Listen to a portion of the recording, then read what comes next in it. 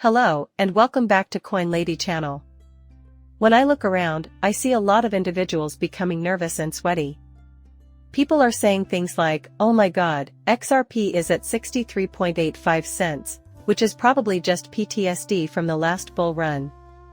Cardano just passed us with the ADA coin, which has a value of 63.94. I don't understand. This is not 2021, folks. We are not facing the massive legal issues of yesteryear. Every major US cryptocurrency exchange provides us with direct fiat liquidity. XRP's future seems bright. Relax and allow things to unfold. Is this present run going to continue? That should be your main concern. Or is there more work to be done? Because XRP will run during a complete bull run, just like it did when we were the Wildcat Outlaw coin. Its price ran high even then. It will perform admirably in that setting this time around. In addition, I don't think it's a big deal that Cardano's price is rising. In my view, everyone should have Bitcoin, Ethereum, and XRP, the holy trinity of cryptocurrencies. You can wait for it to drop in price or do whatever you want, but they should have all three. Being a front runner in the market makes you feel good, and Bitcoins are always pleasant. Furthermore, you have these big layer 1 smart contracts, such as Cardano, Polkadot, and Cosmos Atom, which is a fantastic foundation to build upon. And then you can stop stressing over these problems, and instead focus on how awesome it is that your Cardano is going up and your Polkadots are going up. And you can bet what will happen next. This is going to cause XRP to skyrocket in the last stages if it keeps up. And I'll also be making money there. All you have to do is sit back, watch it grow, and guarantee yourself some coverage. As well as your resume. Long time ago, I told you that I had purchased XRP. Additionally, I have taken advantage of the current bad market to shore up some portions of my portfolio that were lacking before. So for the time being, I'm going to sit back, enjoy the rising coins, and try to predict how this will play out. Everything is precious to me, and I never take it for granted. I can't promise anything. However, I am prepared and content with that understanding, so I won't be surprised if it continues. You know what we'll do if we encounter any obstacle? I'm prepared to spend more money, now. Alternative, high-quality cryptocurrency options? In the comments, please share your thoughts. Is XRP anything that worries you? On this occasion? Yeah, I'm aware of Ripple and XRP. No matter what, they always do it. They are here to stay. This investment must constantly take into consideration the fact that these coins are theirs to sell and, you can bet, they will keep doing so. You won't believe this, but every single project out there uses something similar to Ripple Solid tokens beneath the market. To that end, it will be inconsequential. XRP is going to be okay. And when the dust settles, I predict it will have the best performance of any large-cap cryptocurrency. I stand by my opinion, though, the argument will be resolved in due course. However, you should be aware that it is the major concern. The Ledger hack was the day's most noteworthy event. There are a number of Ethereum-based apps that were impacted by the reported security issue early Thursday, including Zapper Sushi, Schwab Phantom Balancer, and Comp Compromise. So it wasn't an Ethereum or DApp issue, it was theirs. We do not yet know the number of affected decentralized D applications or the amount of money that was lost. Then, we've heard that there might be 150,000. And the truth is, we have no idea. I think it's important to note that Ledger is not a firm that I particularly enjoy. I know I've been nitpicking about them for a long, but I really do use them. I have a Ledger somewhere. Whatever, it's actually irrelevant. I received my Trezor and a plethora of other items. To keep my funds safe, I employ a variety of methods, and I strive to have enough insurance so even a catastrophic failure won't wipe me out. Nobody wants their currency stolen or devalued. But diversify your security measures so that you don't put all your eggs in one basket. However, in most cases, these DApps were not being used unless you were linked to them. No worries. Everything should be fine with your coins.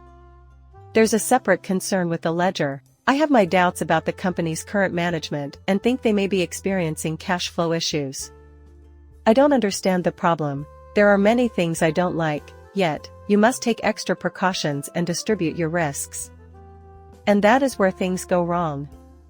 Since software is susceptible to human error and hackers constantly develop new techniques to steal your cryptocurrency, it is imperative that you take precautions to protect your holdings. What follows is what Nick says.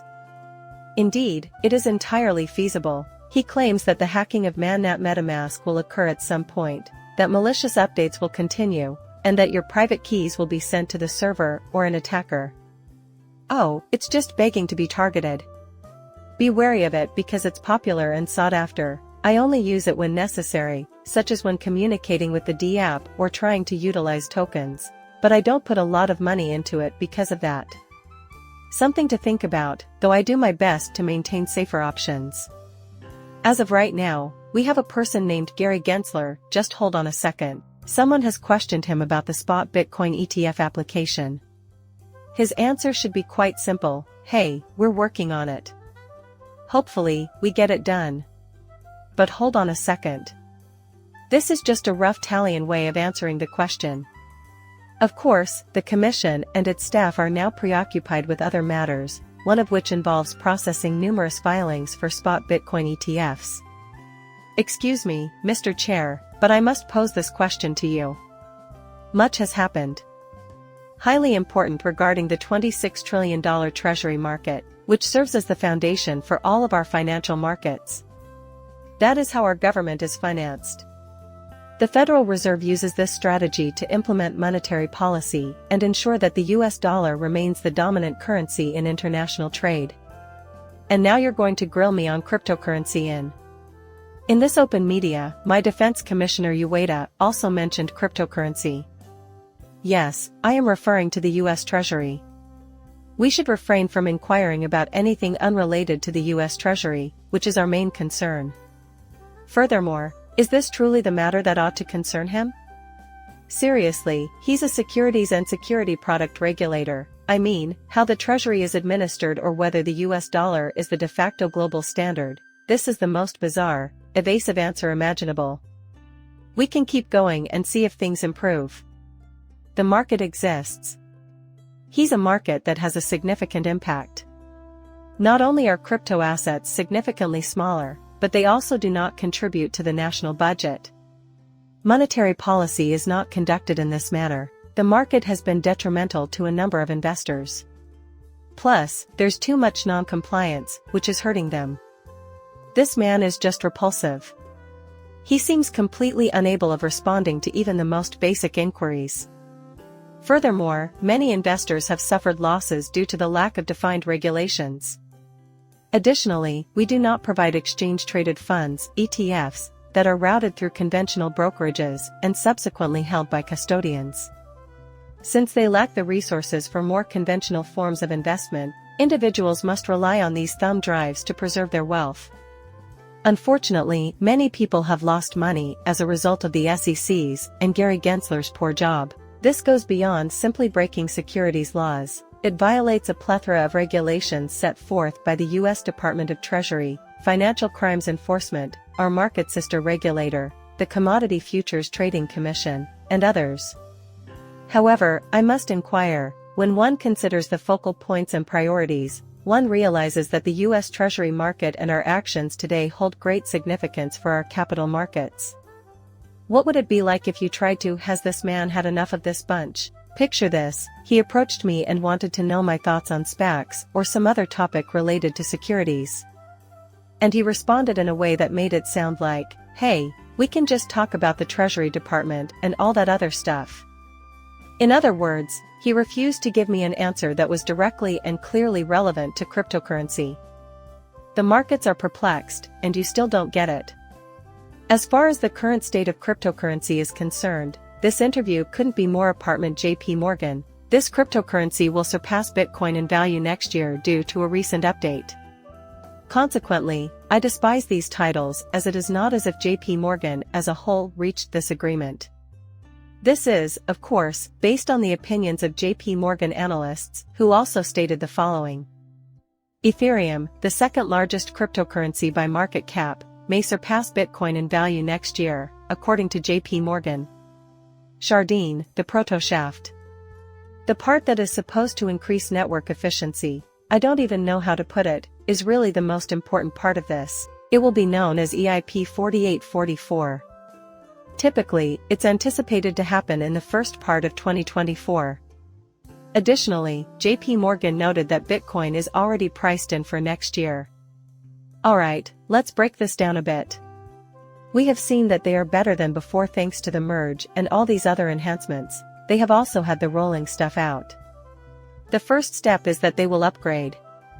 Ethereum, however, will be useless and unable to handle the volume of transactions that will inevitably occur when the bull run is in full swing.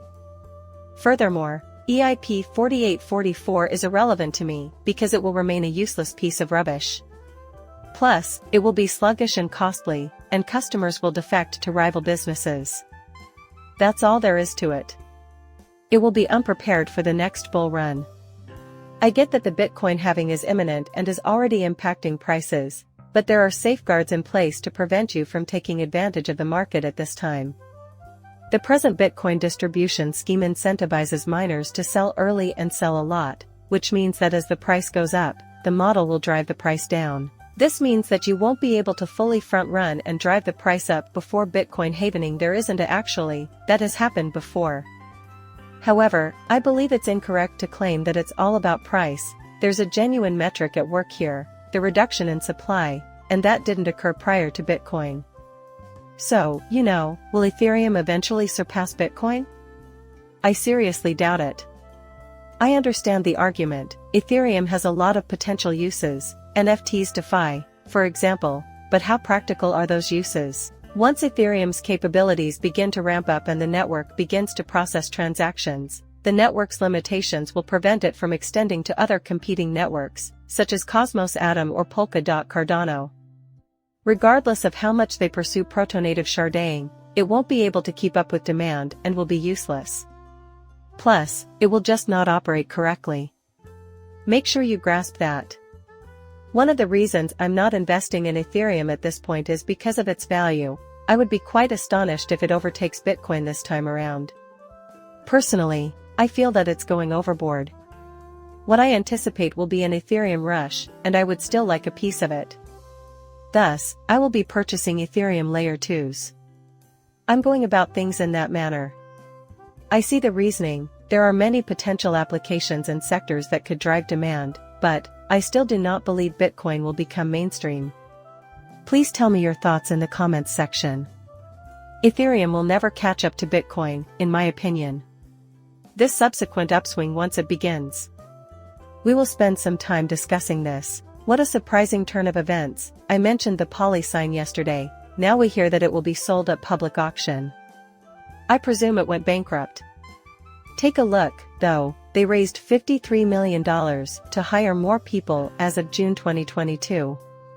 They got it in April when they bought this MG Stover. Additionally, a private equity group extended a loan facility of $25 million to them. My understanding is that they were unable to refinance that credit line, which led to our bankruptcy. What a huge flop. Also, exercise caution when purchasing shares in privately held businesses on these platforms. Unlike publicly traded organizations, you won't have access to the same information about these businesses. And in a volatile, high-stakes cryptocurrency market. Additionally, this is material that could hurt you. Additionally, the public must be made aware of the fact that these businesses pose a significant threat. You can still purchase an exchange, even if a hack fails. Even worse, the founders aren't trustworthy with your money, and the exchange itself collapses. You should exercise extreme caution when dealing with these private companies, as indicated in everything on the site. What a disappointment. We were really looking forward to the fantastic things that PolySign was going to accomplish with custody. Everything points to it being a total bust. Unpacking some of the statistics will also have to wait. Due to the nature of the business, you do not obtain a great deal of information from this. So, if this were a publicly traded corporation, we would be receiving a deluge of information right now as we wait for the set to drop. Even though they made a ton of money, Polly's sign appears to have been a complete and utter bust. And it was clearly unsuccessful. Post your comments below and tell me what you think. Again, I ask that you like and subscribe. See you soon, bye.